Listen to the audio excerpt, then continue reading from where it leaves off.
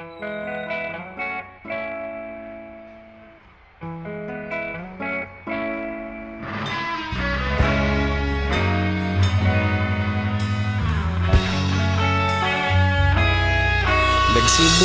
ang lahat sa eskwela, nagsama-samang 12 sa kalokohan at sa tuksuhan, hindi maawat sa isa't isa. Madalas ang standby sa cafeteria, isang barkada na kay saya. Laging may hawak-hawak na gitara, konting udyok lamang kakanta na. Kay simple lamang ng buhay nun, walang mabibigat na suliranin. Problema lamang laging kulang ang datong. Sana napunta ang panahon? Sana nga ba? Sana nga ba? Sana napunta ang panahon? Sana nga ba? Sana nga ba? Sana napunta ang panahon? Sa unang ligaw kayo'y magkasama, magkasabwat sa pambobola.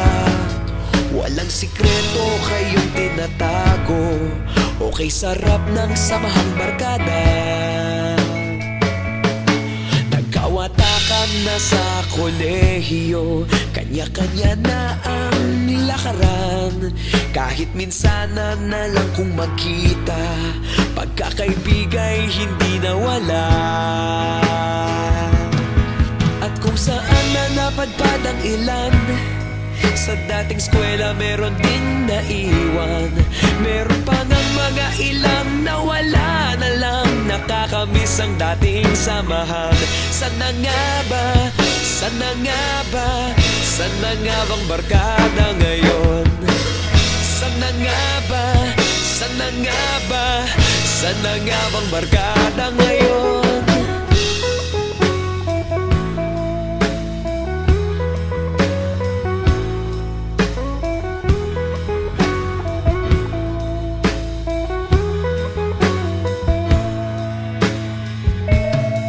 Ilang taon din ang nakalipas, wala pa sa aming tatay na nagsusumikap upang yumaman at guminhawang kinabukasan.